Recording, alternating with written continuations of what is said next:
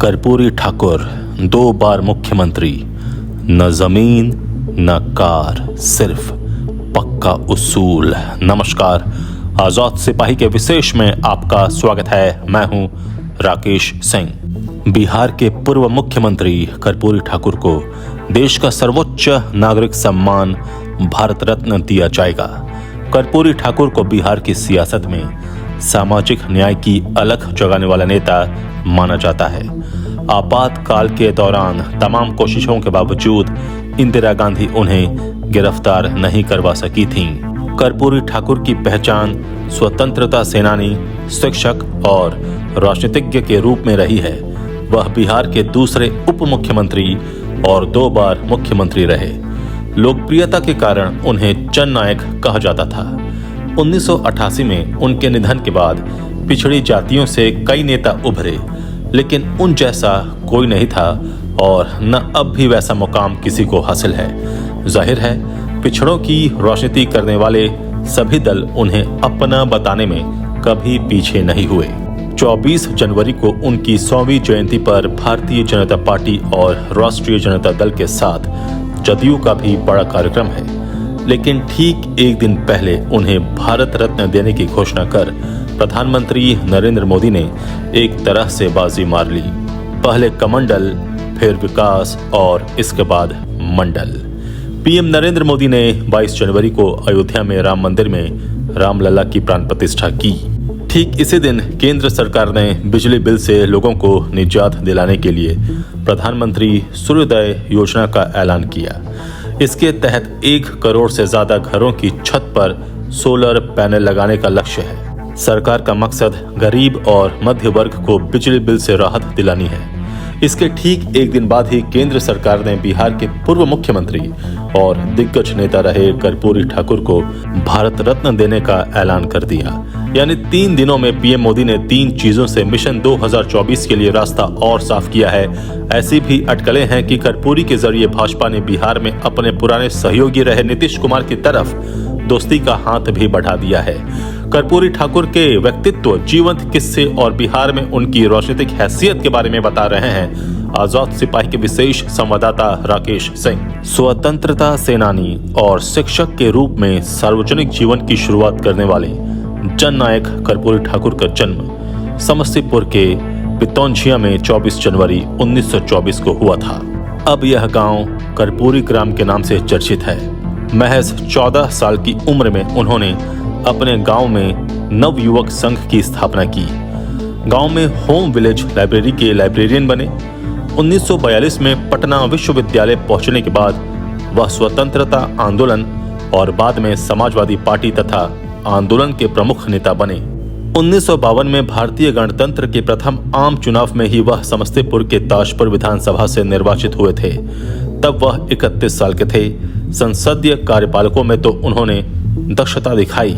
समाजवादी आंदोलन को जमीन पर उतारने का भी भरसक प्रयास किया। कर्पूरी ठाकुर 1970 में पहली बार राज्य के मुख्यमंत्री बने। 22 दिसंबर 1970 को उन्होंने पहली बार राज्य की कमान संभाली थी। उनका पहला कार्यकाल महज 163 दिन का रहा था।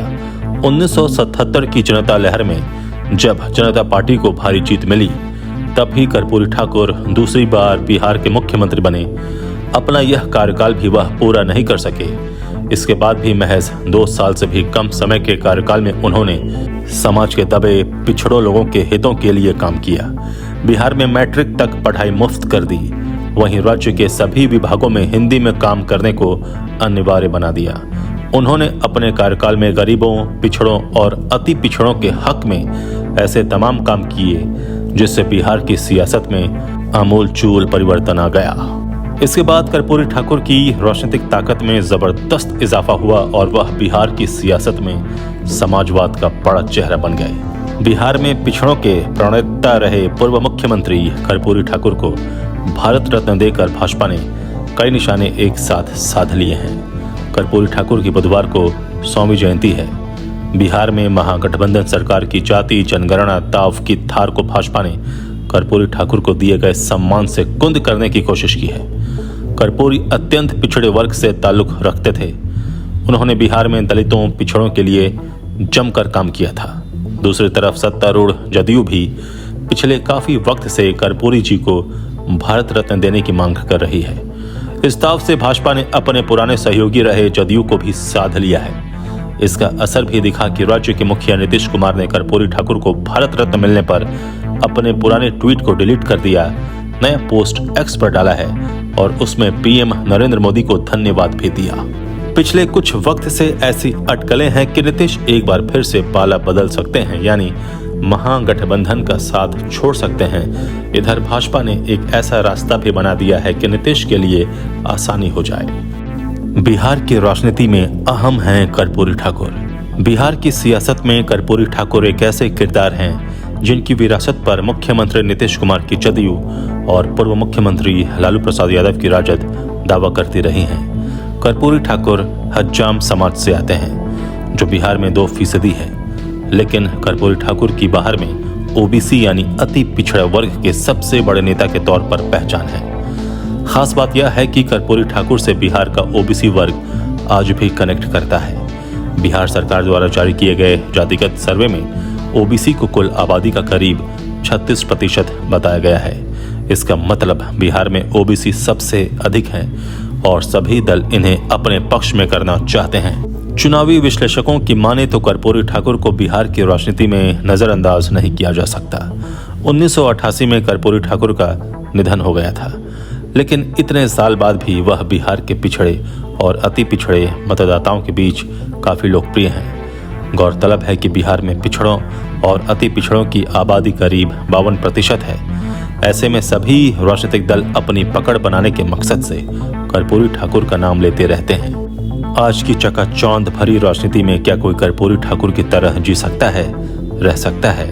क्या आज इस बात की कल्पना भी की जा सकती है कि अपना पूरा जीवन राजनीति और समाज हित में खपा देने वाले के पास रहने को घर नहीं हो, पहनने को कपड़े नहीं हो, भोजन के नाम पर पकवान जिनके लिए सपना हो, जिसने अपने किसी भी परिचित के लिए पैरवी नहीं की हो, जिस व्यक्ति के पिता को सामंत इसलिए पीटे कि वह बीमारी की हालत में भी उसके घर जाकर उसका बाल नहीं बनाए और उसका वह बेटा उस सामंत को इसलिए छुड़वा दिए कि ऐसा असंख्य लोगों के साथ हो रहा है। सचमुच में कर्पूरी ठाकुर आदर्श, ईमानदारी, शुचिता, कर्तव्य निष्ठा और समाज हित में सब कुछ न्यौछावर कर देने वाले की प्रतिमूर्ति हैं।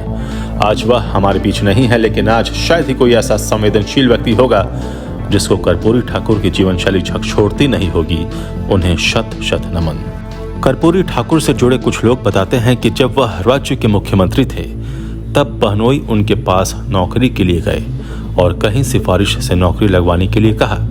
उनकी बात सुनकर कर्पूरी ठाकुर गंभीर हो गए।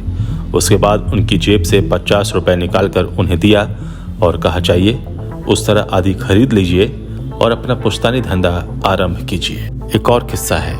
उत्तर प्रदेश के कद्दावर नेता हेमवती नंदन बहुगुणा ने अपने संस्मरण में कर्पूरी ठाकुर की सादगी का बेहतरीन वर्णन किया है।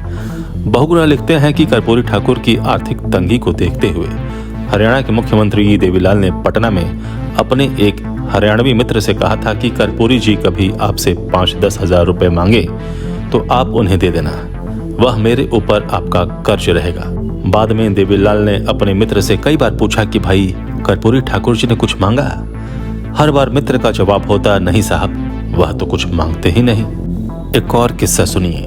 70 के दशक में पटना में विधायकों और पूर्व विधायकों के निजी आवास के लिए सरकार सस्ती दर पर जमीन दे रही थी। खुद कर्पूरी ठाकुर के दल के कुछ विधायकों ने उनसे कहा कि आप भी अपने आवास के लिए जमीन ले लीजिए। उन्होंने साफ मना कर दिया। तब के एक विधायक ने उनसे यह भी कहा था कि जमीन ले लीजिए, नहीं तो आप नहीं रहिएगा तो आपका बाल बच्चा कहाँ रहेगा। तब कर्पूरी ठाकुर ने कहा था कि अपने गांव में रहेगा। एक और मजेदार किस्सा सुनिए। कर्पूरी ठाकुर की बेटी की शादी थी। तब उस वक्त उन्होंने अपने किसी कैबिनेट सहयोगी और राज्यपाल को निमंत्रण नहीं भेजा था। शादी होने के 4-5 दिन बाद जब राज्यपाल को पता चला तो उन्होंने पूछा कि आपने हमें निमंत्रण क्यों नहीं दिया। तब कर्पूरी ठाकुर ने उनसे कहा कि मेरी हैसियत नहीं थी कि मैं अपने घर पर राज्यपाल को बुला सकूं। आपको बिठाने के लिए मेरे पास कुछ नहीं है। एक और जबरदस्त किस्सा है। जब कर्पूरी ठाकुर एक कार्यक्रम में पहुंचे थे तब लोगों ने देखा कि उनकी कमीज फटी थी। तब चंद्रशेखर और अन्य नेताओं ने चंदा कर उन्हें पैसे दिए। उस पैसों को कर्पूरी ठाकुर ने स्वीकार तो कर लिया, लेकिन उसे मुख्यमंत्री राहत कोष में जमा कर दिया। अब बताइए क्या शख्सियत थे कर्पूरी ठाकुर। कर्पूरी ठाकुर ने अपने बेटे को कहा था, कोई लोभ लालच देगा तो उस लोभ में मत आना। कर्पूरी ठाकुर जब पहली बार उप मुख्यमंत्री बने और उसके बाद मुख्यमंत्री बने तो अपने बेटे रामनाथ को पत्र लिखना नहीं भूले। बेटे रामनाथ बताते हैं, पत्र में 3 ही बातें लिखी होती थीं कि तुम इससे प्रभावित नहीं होना, कोई लोभ लालच देगा तो उस लोभ में मत आना, मेरी बदनामी होगी। अब एक और किस्सा सुनिए। जब मुख्यमंत्री के पिता को पीटने आ गए लोग, मतलब कर्पूरी ठाकुर के पिता को लोग पीटने जब आ गए, सुनिए किस्सा सुनिए। कर्पूरी ठाकुर के मुख्यमंत्री रहते हुए ही उनके क्षेत्र के कुछ जमींदारों ने उनके पिता को सेवा के लिए बुलाया। जब वह बीमार होने के चलते नहीं पहुंचे तो जमींदार ने अपने लोगों से मारपीट कर लाने का आदेश दिया। इसकी सूचना जिला प्रशासन को हो गई और तुरंत जिला प्रशासन कर्पूरी जी के घर पहुंच गया और उधर मारने वाले भी थे। लठैतों को बंदी बना लिया गया, लेकिन कर्पूरी ठाकुर ने सभी लठैतों को जिला प्रशासन से बिना शर्त छोड़ने का आग्रह किया। इस पर अधिकारियों ने कहा कि इन लोगों ने मुख्यमंत्री के पिता को प्रताड़ित करने का कार्य किया है, इन्हें हम किसी शर्त पर नहीं छोड़ सकते। कर्पूरी ठाकुर ने कहा, पता नहीं कितने असहाय, लाचार और शोषित लोग प्रतिदिन लाठियां खाकर दम तोड़ते हैं, काम करते हैं। कहां तक और किस किस को बचाओगे? क्या सभी मुख्यमंत्री के माँ बाप हैं? इनको इसलिए दंडित किया जा रहा है कि इन्होंने मुख्यमंत्री के पिता को उत्पीड़ित किया। सामान्य जनता को कौन बचाएगा? जाओ, देश के कोने कोने में शोषण उत्पीड़न के खिलाफ अभियान चलाओ और एक भी परिवार सामंतों के जुल्म सितम का शिकार ना होने पाए। इसके बाद लठैतों को कर्पूरी ठाकुर ने छुड़वा दिया। एक और किस्सा सुनिए। कर्पूरी ठाकुर के घर की हालात देखकर रो पड़े थे उत्तर प्रदेश के पूर्व मुख्यमंत्री हेमवंती नंदन बहुगुणा। एक बार उप मुख्यमंत्री और 2 बार मुख्यमंत्री रहने के बावजूद कर्पूरी ठाकुर रिक्शे से ही चलते थे, क्योंकि उनकी जायज आय कार खरीदने और उसका खर्च वहन करने की अनुमति नहीं देती थी। कर्पूरी ठाकुर के निधन के बाद अविभाजित उत्तर प्रदेश के पूर्व मुख्यमंत्री हेमवंती नंदन बहुगुणा उनके गांव गए थे। बहुगुणा कर्पूरी ठाकुर की पुश्तैनी झोपड़ी देखकर रो पड़े थे। कर्पूरी ठाकुर 1952 से लगातार विधायक रहे, पर अपने लिए उन्होंने कहीं एक मकान तक नहीं बनवाया, न ही कोई जमीन खरीद सके। ये तो चंद किस्से हैं जिससे मैं आपको रूबरू करवा रहा हूँ। अभी तो बहुत किस्से पड़े हैं। आजाद सिपाही के विशेष में अभी इतना ही। आप हमारे इस YouTube चैनल को जरूर सब्सक्राइब करें और भी अधिक खबरों के लिए पढ़ते रहिए अपना लोकप्रिय दैनिक अखबार आजाद सिपाही। धन्यवाद।